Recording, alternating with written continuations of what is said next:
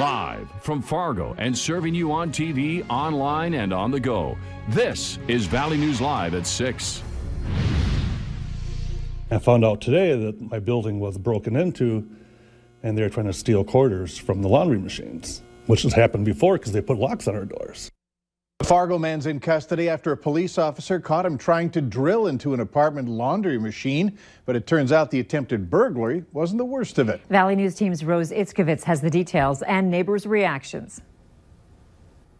23-year-old Travis Laframboise of Fargo hadn't finished drilling a hole into this laundry machine before a cop caught him in the act. And you can see the shavings all around the area from that drill.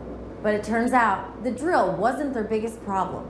According to Fargo Police's Facebook post, not only did Laframboise have a very large amount of burglary tools on him, but he also had a homemade explosive device. Do you think it was just to get the quarters or to do anything more dangerous? I would hope you wouldn't try to blow the lock on a laundry machine for a couple bucks worth of quarters. Neighbors I spoke with say they didn't know about the bomb, but it's not the first time their laundry room, which is locked from the outside, had been broken into. A lot of people just go around trying to find easy ways to get a quick buck, so I guess this is his idea. When I first moved in, then he told me that. They break into this room quite often, he said. Oh, they break into the machines for the quarters? For the quarters. Meanwhile, surrounding neighbors confirm their buildings have had multiple laundry room break-ins as well. There's like 2 cops here a day, and they're always kind of driving around this area now. The officer on Thursday just happened to check out the building as he was investigating laundry burglaries in surrounding complexes. For now, police aren't commenting, saying it's still an open investigation. In Fargo, Rose Itzkovitz, Valley News Live.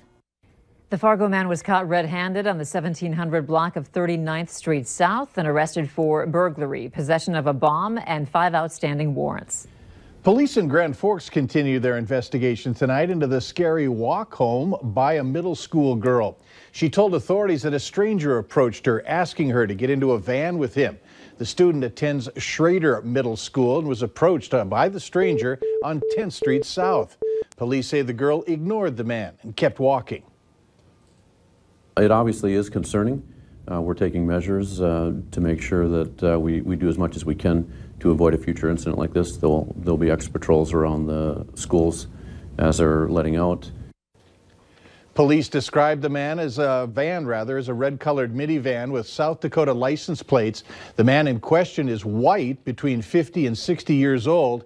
He was gray hair, along with gray-white beard. Grand Forks police are asking anyone with information to contact them.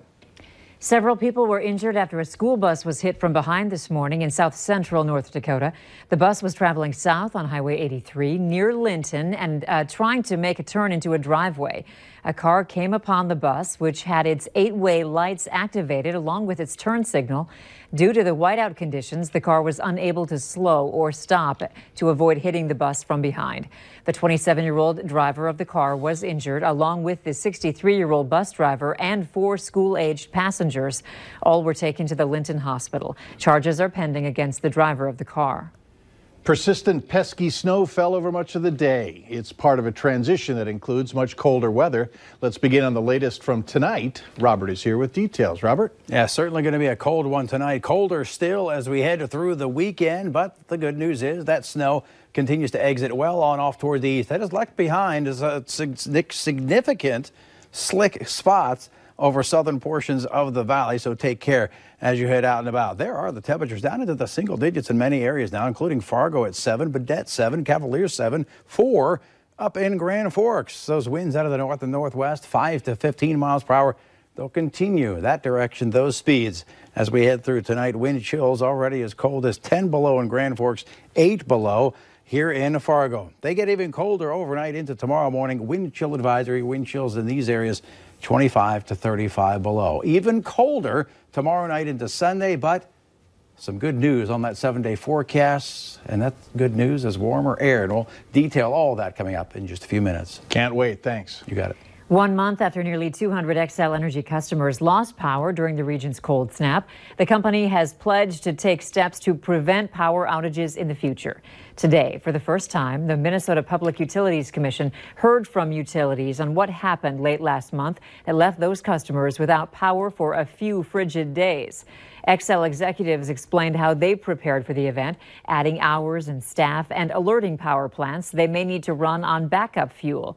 Xcel says it was a problem with natural gas pressure, not supply.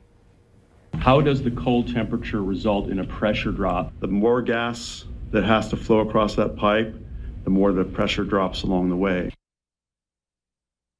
Xcel and the other companies say they will be adding new pipes or replacing smaller ones with larger ones. A man is facing burglary charges after police say he stole guns and a vehicle from a home in Fairdale, North Dakota. On February 25th, court records say Christopher Hansen broke into the residence and stole multiple firearms along with a pickup truck. Hansen is facing felony charges of burglary and theft of property. A warrant has been issued for a Fargo man facing felony burglary charges after police say he broke into his ex-girlfriend's house and hurt her. Police say the incident happened on February 13th at a home on the 2100 block of 8th Street North in Fargo. In the court documents, the homeowner says Timothy Lee Olson had entered the woman's house without her permission. Court records also state the two got into a verbal argument and that Olson pushed her into the refrigerator. The homeowner was able to get away from Olson and then leave the scene.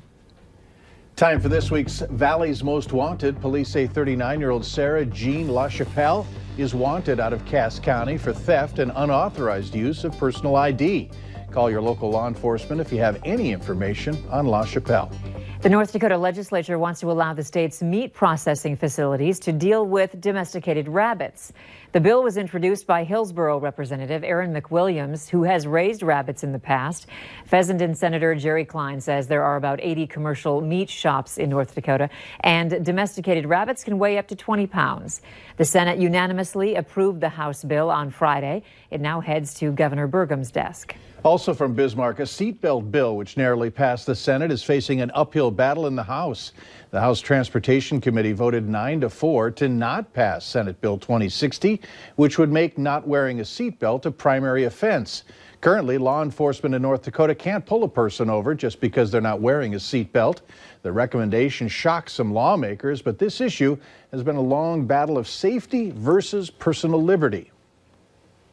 They understand that there's data that's going to be provided, but they also believe that people have a right to decide for themselves whether or not they want to be buckled up. There was no testimony against the bill, and then the committee votes rather strongly against it. You know, it didn't seem like the committee really was in sync with the testimony.